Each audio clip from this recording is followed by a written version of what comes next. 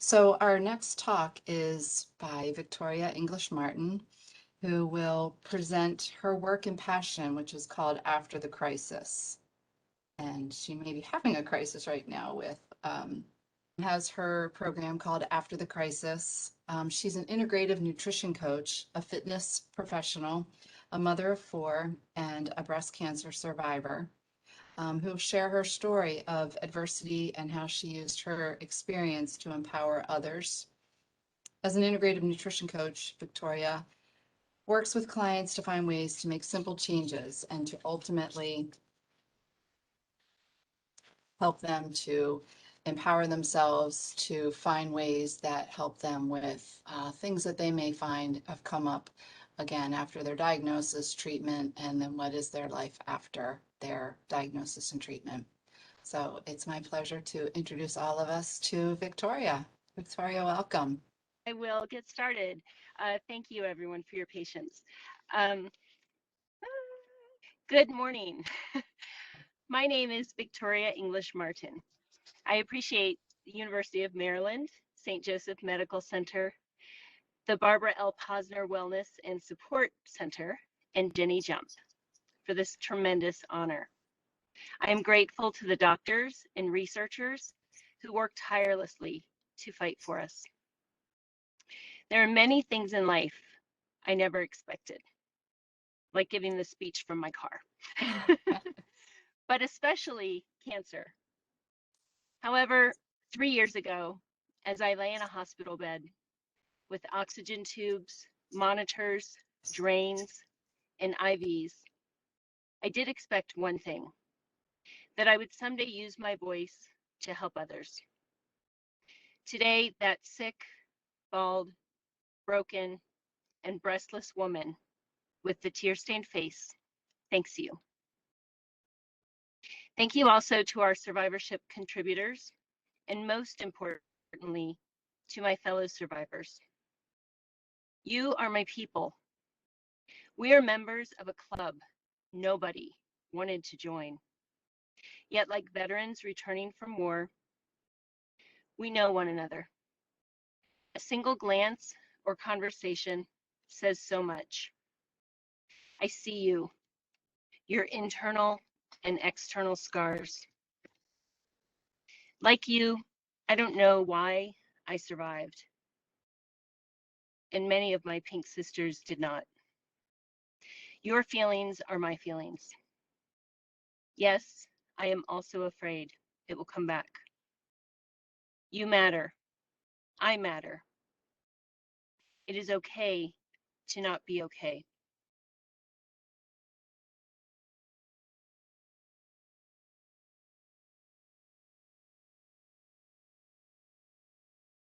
Victoria, we are unable to hear you now. I'm so sorry.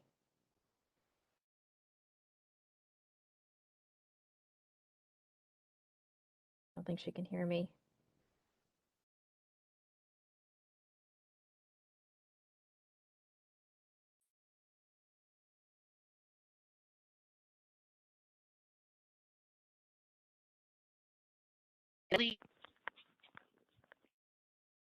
Can you hear me now?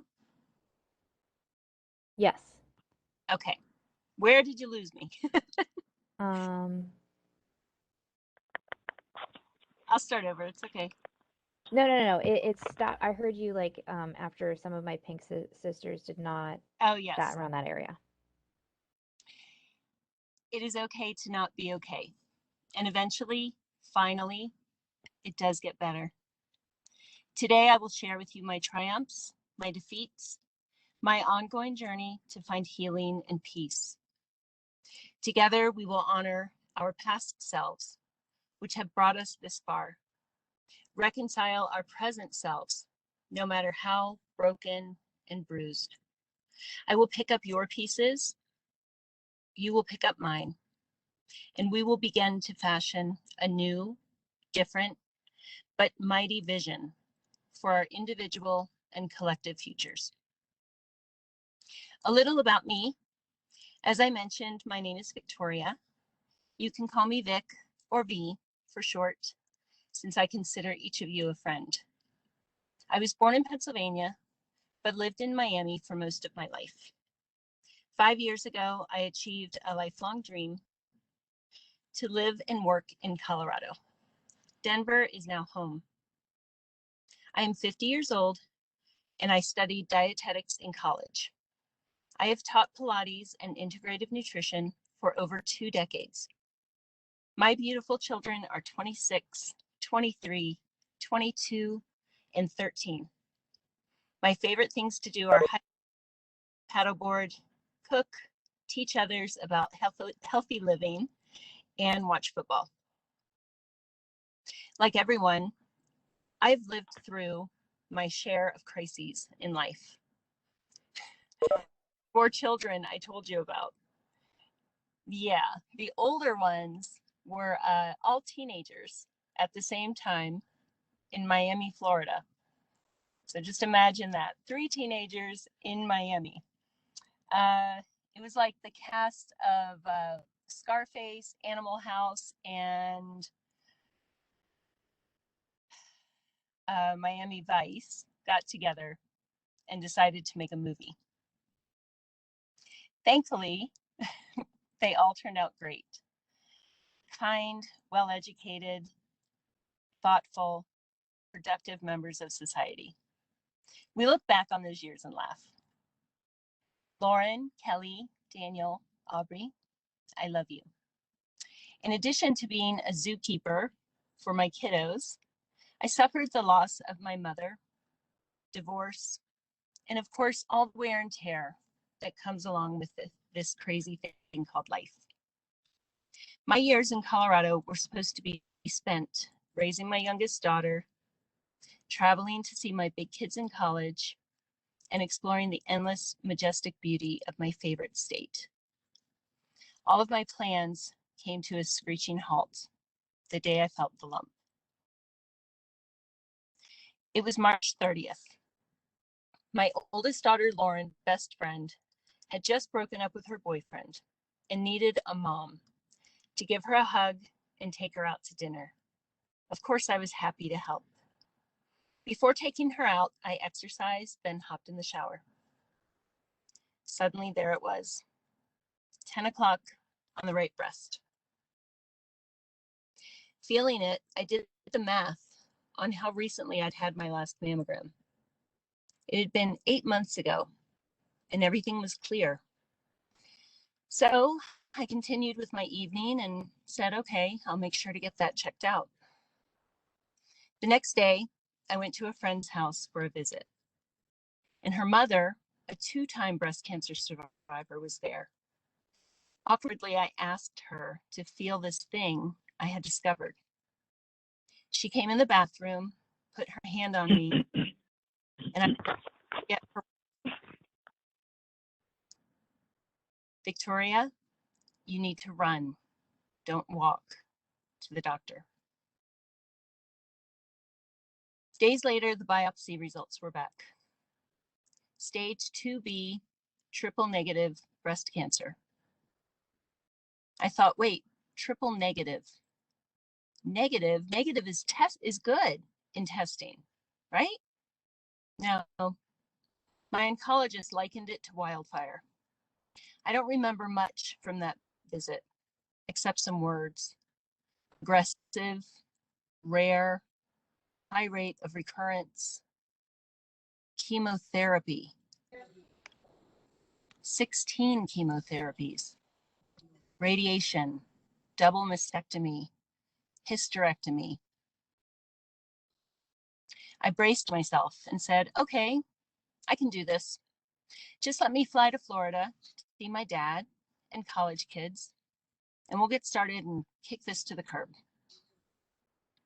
No, my doctor said grimly, there's no time for that. We get started on scans tomorrow, and chemo is next week. Have you ever used FaceTime? FaceTime is a lot of fun. Fun for sharing your dog's antics, showing grandparents how the baby is toddling, getting opinions on new outfits or drapery colors. My older daughters are my go-to when I need tips on anything, and my little girl keeps in touch with Miami friends regularly. My son Daniel and I use it often. In fact, we used it when he taught me how to buzz cut my hair when chemo was taking it. However, it is a cold, distant, and cruel way to tell the people you love most in the world that you have a life-threatening disease. Seeing their devastated faces is seared into my memory. For the first time since my diagnosis, I cried. Then I prepared myself to be the best cancer patient my medical team had ever seen. Certainly, if I did everything absolutely perfectly, this stupid cancer would be gone once and for all, right? Right. My father, Bob English, is my favorite person in the world. He grew up the 8th of 9 children in Pennsylvania coal mining country. He lost his father to tuberculosis and black lung when he was just a boy. He is now 83, a brilliant businessman, community leader, beloved pop, and has completed countless marathons. When I was going through treatment, he did a half Ironman at age 80 and wore a pink swim cap in my honor. Although he always called me his little Cinderella and loved me unconditionally, he also instilled in me a strong work ethic. His favorite saying, which elicited countless eye rolls from me, was, "Quality work, Victoria, quality work." Well, I guess the eye rolls did not keep it from sinking in, because I inherited his grit and determination. After shedding those tears when I broke the news to my family, I got to work. Everything was planned out. My daughter's schedule, my meals, my chemo room bag. My treatment center was only about 2 miles from home, so when the weather allowed, I would ride my bike. When given the option to add in a newer, promising chemo drug with the harshest side effects, I jumped on the opportunity. I was willing to do anything, and it just about took everything. One of my hospital stays lasted for 10 days as I had developed sepsis. There were daily shots to keep my white blood cell levels at a level that would keep me from missing infusions. There were cellulitis infections and PICC lines and weeks of IV antibiotics. Picture my oncologist's face when I told him on day 1 that I would do 30 push-ups at my 16th final chemo appointment. He thought I was crazy, but I did it. Why do I tell you this? Is it to show off? To demonstrate my internal and external strength? To compare my suffering to yours? No, not in the least. It is to explain my journey through a very dangerous territory, which nearly everyone, but certainly cancer patients, visit. The land of expectations, perceived control, and attachment to outcomes.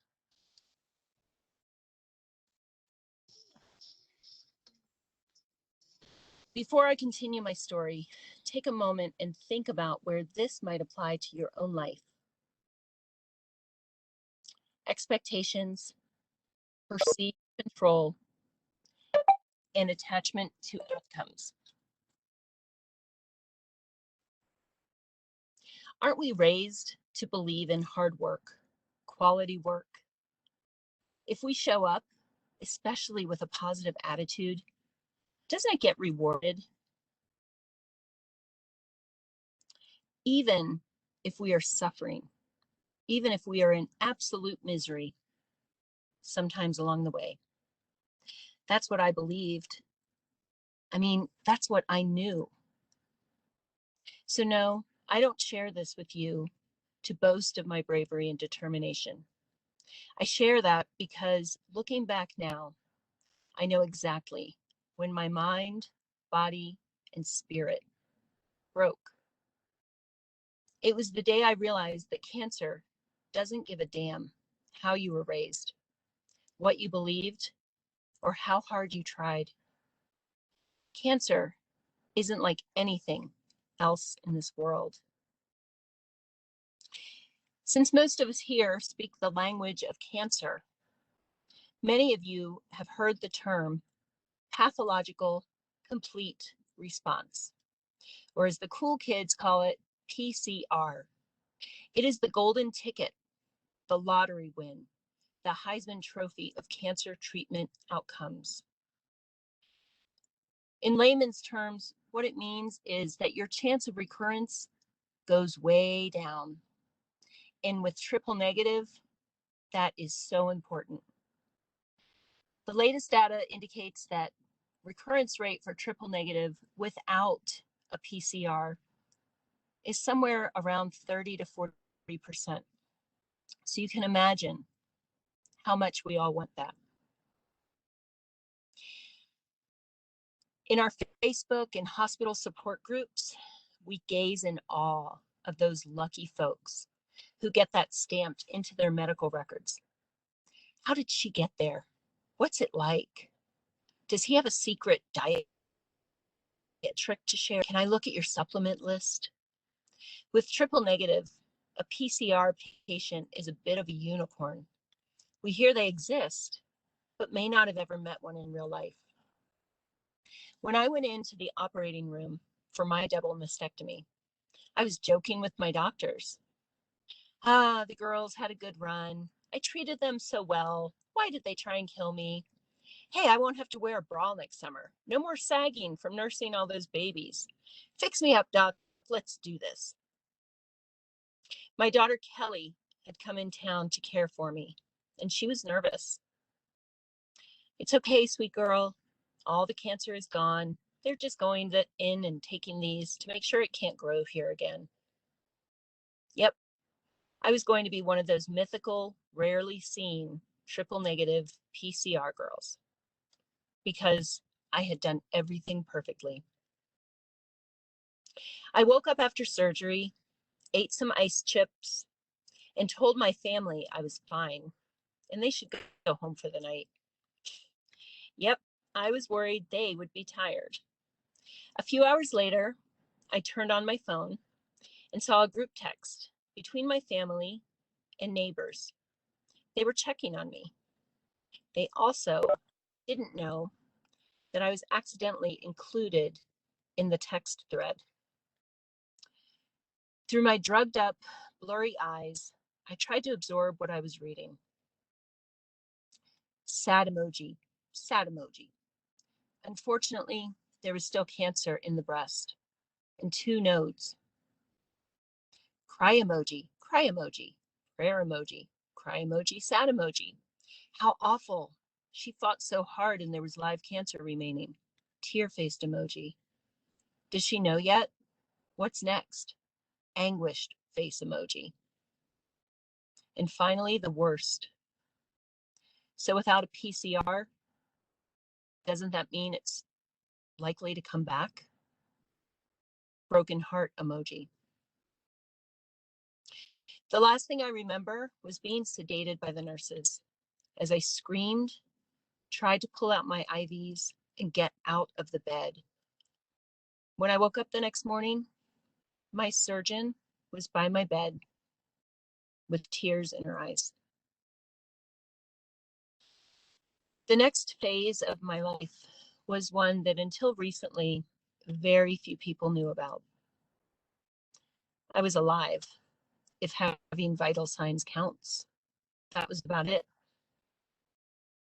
While my tribe was celebrating the end of chemo, because isn't that when cancer ends? We rang the bell. I was falling apart. Did I look like I was? Absolutely not. I couldn't let anyone know I was a mess. Because I had residual cancer found during my mastectomy, I was offered Xeloda, a 6-month course of oral chemotherapy, which can potentially lower the risk of recurrence. My oncologist said I could start taking it after my 28 sessions of radiation. What if I do radiation? Would that help my chances? He told me there was some research to indicate that they may enhance one another's efficacy.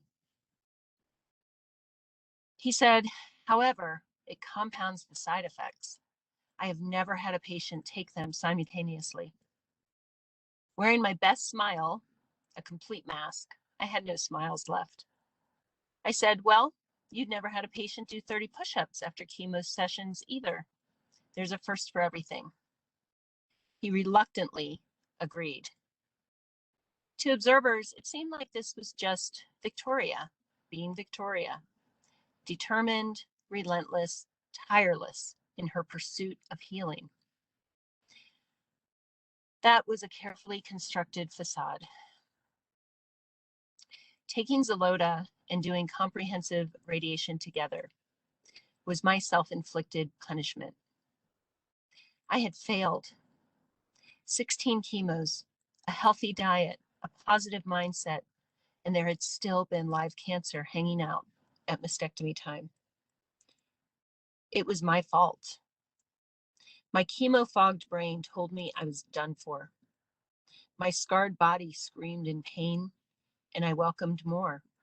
I deserved more. Radiation left me with black, peeling skin and blisters.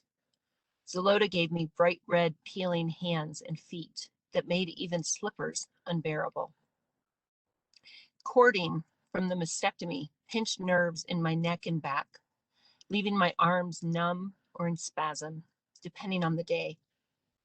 My body's fascia, the sheath-like material between our muscles and skin, felt like it had been shrink-wrapped, contracting everything and causing intense headaches, cramping, and immobility. As a Pilates instructor whom had spent decades teaching movement and mobility, it felt like a curse, a worthy curse, since I had worked so hard and still failed my loved ones. Naturally, in this vulnerable, self-flagellating state, it was only a matter of time till what I call my thing came back. Just like cancer, it wanted to kill me.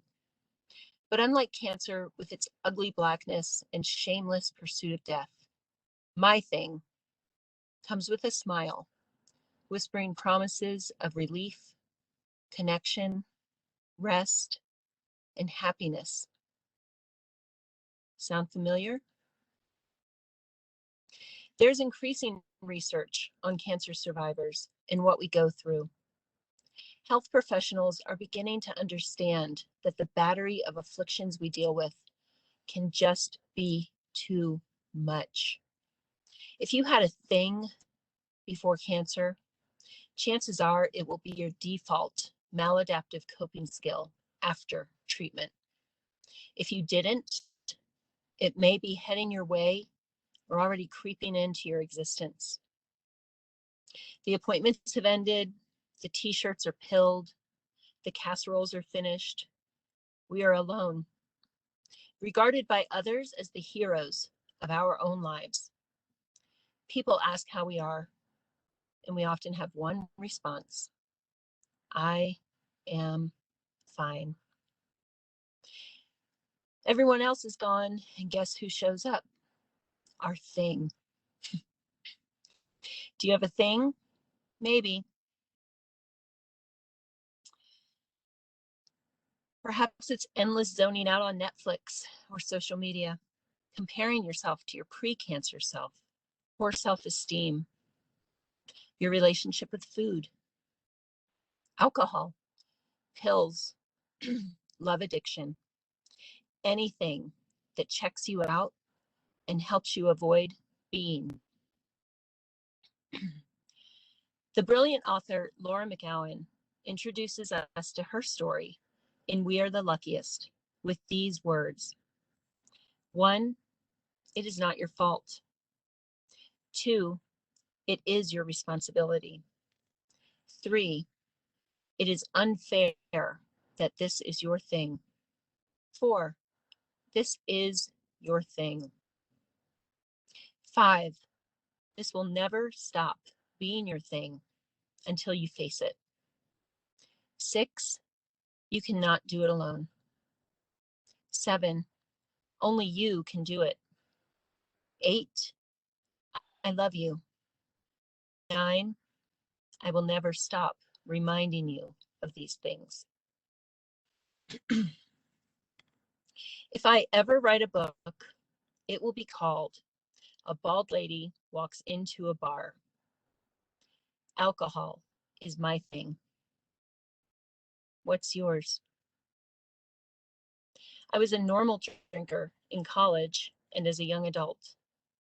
Fraternity parties, hay rides, football games, they all involved alcohol. Aside from some hangovers and super slick dance moves, which would be embarrassing had social media existed then, I never had any consequences. As a married mother in the 90s, I rarely drank. And if I did, it was a glass or two of wine with dinner.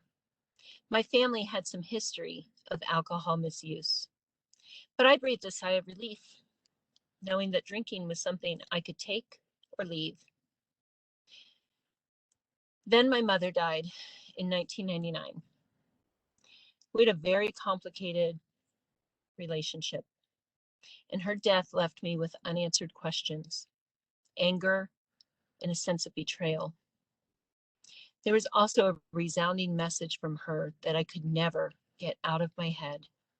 You aren't enough. In the months following her death, I was reeling, raising 3 babies under the age of 5. Back then, I was an avid runner, easily logging 5 to 6 miles a day. Suddenly, a mile left me breathless, struggling to breathe. Now, of course, this would easily be identified as anxiety and panic attacks, but not then. A glass of wine helped me catch my breath. Sweet relief. Suddenly, everything became easier. Managing 3 young ones, the tediousness of being a stay-at-home mom, covered in diaper cream and unknown stains. I could sleep. My mind wasn't racing. But then one glass didn't do the trick. Before long, I was drinking 2 glasses, then 3, then hiding the bottle and opening a new one when my husband returned from work. He eventually noticed and expressed his concern. Given my family history, I heeded his advice to examine my habit and put the wine away. 2 years after that, my husband and I divorced, and the wine became my new roommate. It didn't pay rent, help with the laundry, but it promised a good time and relief. This toxic love affair went on for years. Nobody really knew. I knew. When I began to realize that it was a problem and not delivering on its promises, I stopped. However, by then, and this is something I didn't realize for years and years, my brain had decided that alcohol was my default coping skill when life went south. I judged myself so harshly. I can't have this problem. I do everything else so well. I'm so controlled. Why can't I control this? But then on the other hand, I do everything so well, so I can allow myself this one thing. But I knew it wasn't the right way to live. And as my children grew older, so did they. They loved mom, but they hated her dirty little secret. At the time of my diagnosis, I had been alcohol-free for quite a while. I was so glad that was behind me. Oh, and with a cancer diagnosis, there was no way alcohol would ever touch my lips again. I was bulletproof. Back to my book title. I think it's pretty witty. Imagine my surprise when, after months of being my own personal Mike Tyson and beating myself to a pulp, I found myself at a fancy restaurant, alone, an inch of hair on my head, with my third martini in my hand. What a sight I must have been.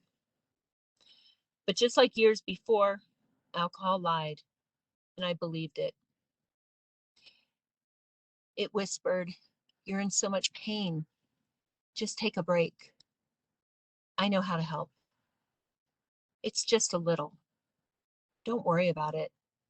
Give yourself some grace." Within weeks, I was back to my old ways, sneaking drinks regularly, because I didn't want anyone to worry or know that this damn thing and I were back in our toxic relationship. Some people like their cocktails with a side of cheese and crackers.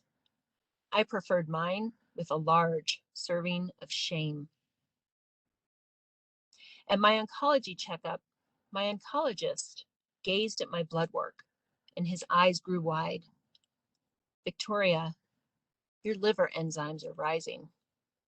Would you like to tell me why?" He knew why. I just started to cry. His next question pierced me. "You fought so hard against cancer. Are you really going to let this take you out?"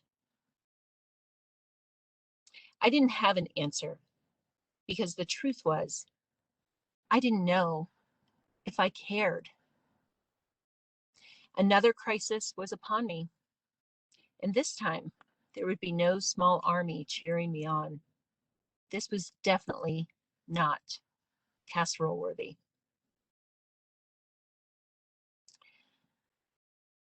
Let's talk about casseroles.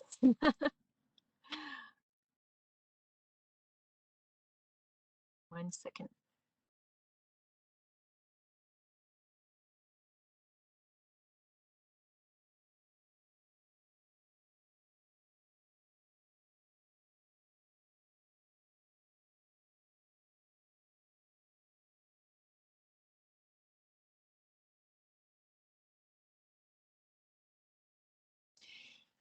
Let's talk about what the author Jill English, cool last name but no relation, calls the casserole rules. There are two types of crises in life: casserole worthy and not casserole worthy. The casserole worthy ones are the ones fit for public consumption. Now, if there were ever a casserole worthy crisis, it is cancer. These are the ones where people feel compelled to cook for you, pick up the mail, walk the dog, and even wear a t-shirt because, darn it, insert your name here, doesn't fight alone.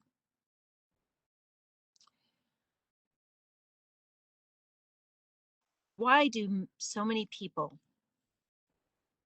I'm sorry, why do we suddenly become the focus of so much attention, wanted or unwanted, during cancer?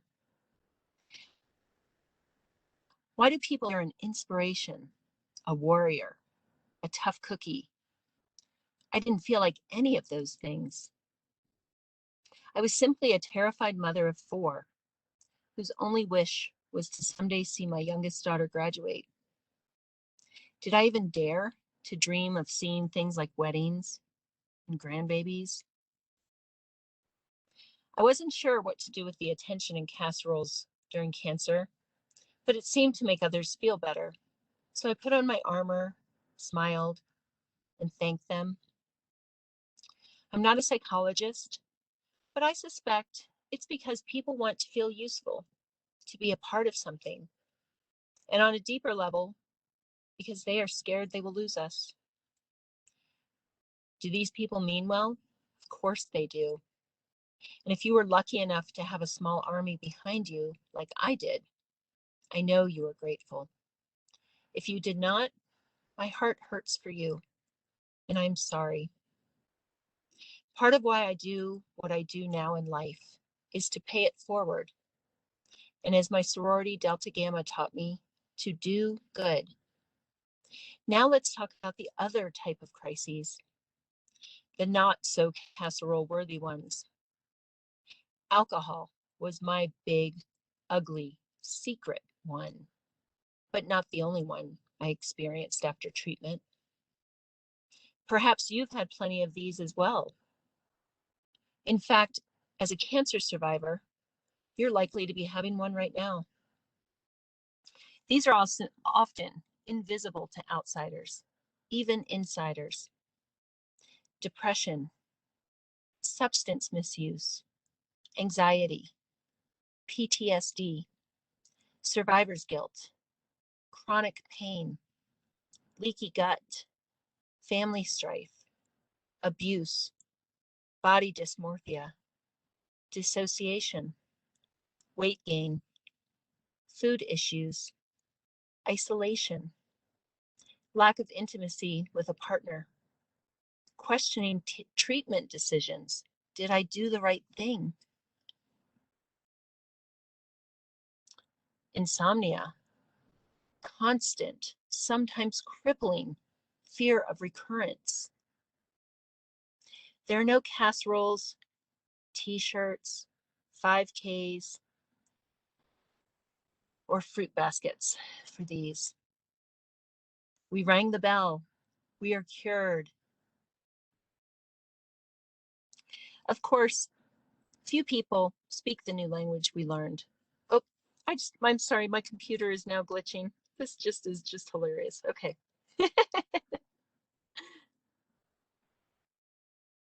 Okay. As far as anyone knows, we are victors. We rang the bell. Of course, when asked, we don't want to talk about this. After all, haven't we taken up enough of everyone's time? Aren't we sick of being sick? We don't want to worry anyone. Let's just get on with living the dream. After all, we cheated death for now. After that dreadful liver enzyme chat with my oncologist, I knew I was at a crossroads. I considered my options. The path of self-destruction was clear. You know, when people think of self-destruction, they envision horrific habits, chaos. My style of drinking wouldn't affect non-treatment compromised people a great deal. I didn't drink like a rock star or anything.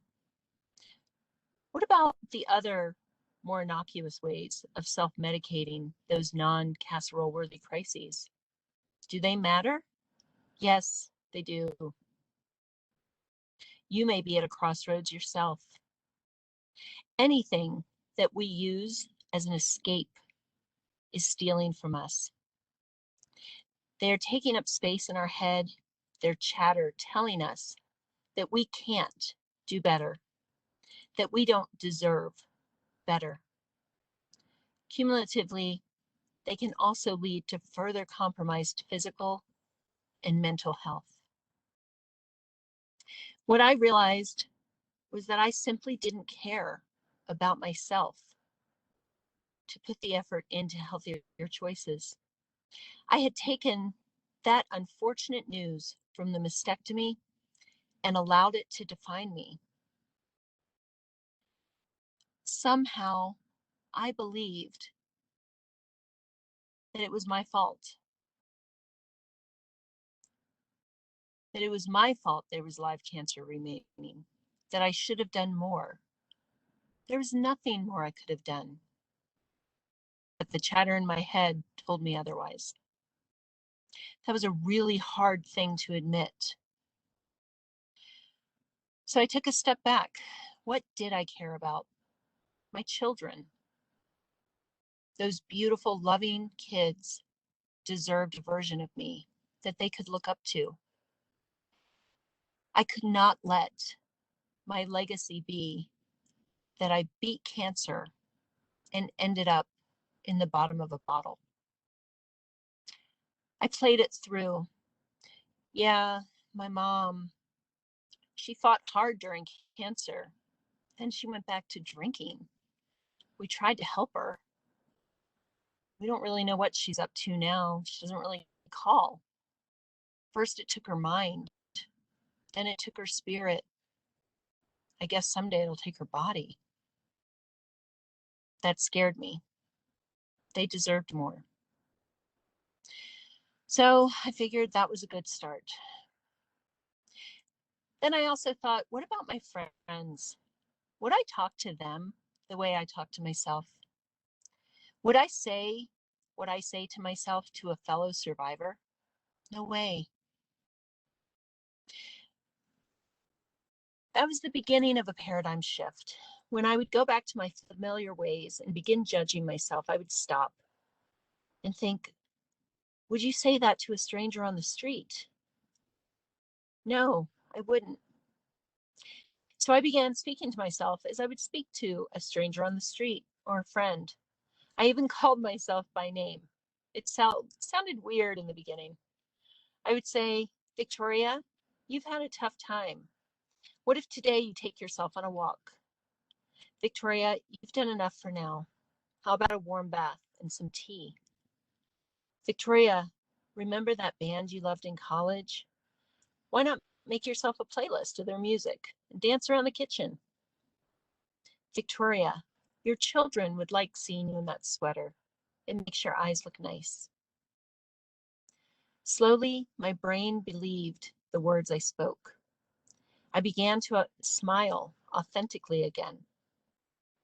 I belly laughed. I also cried big, fat tears, heaving uncontrollably, grieving all that I had lost. It's challenging to let that happen, but it's cleansing. It began to allow space for a seed of hope to bloom into the present, and dare I say it, future. My oncologist suggested an excellent therapist for my mind. I went to physical therapy and embraced gentle yoga, gentle things for my body, not pushing it to the extreme to manage the chronic pain. My conversations with what I call God resumed, and I didn't hold anything back. Imagine my surprise when one day I woke up and thought, Victoria, I love you. As you can imagine, I've heard countless puns about my name.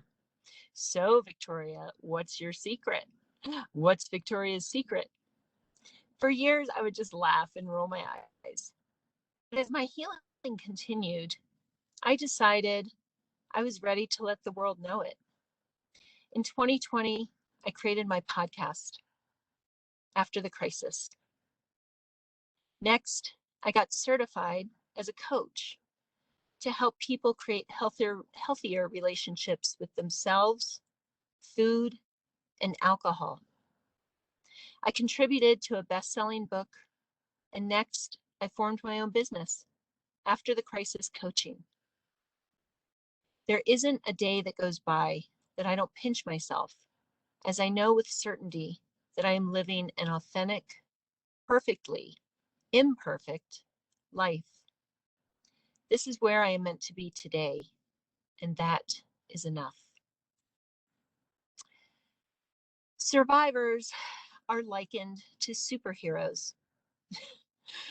Listen, maybe your super suit is hanging off of you from the weight loss, or pinching your waist thanks to steroids or menopause. Super boots aren't helping you run. In fact, walking can just be a chore. Super cape? If your cape has as many holes in it as mine had, the only place you are flying is to the bathroom. It can get better. But if you have a thing, it is going to be your thing until you face it. You don't have to be a superhero for it to happen. You can just be you. Think of a fellow survivor, whether you can see them right now or not. Our journeys are similar enough that I know you can imagine theirs. The moments at 3 a.m., the terror, the broken spirits, seeing your friends, family, children, and wondering if you'll be around to see what they look like in the future. The test results, the scans, hospital gowns, the clacking and whirring of machines. Close your eyes and take a breath or two. What would you say to them? How might your words make them feel? Now open your eyes. Say those same words again, but this time to yourself. Thank you for your time, your attention, your patience during the glitches. I appreciate you allowing me to speak and to be vulnerable. May God bless you and keep you.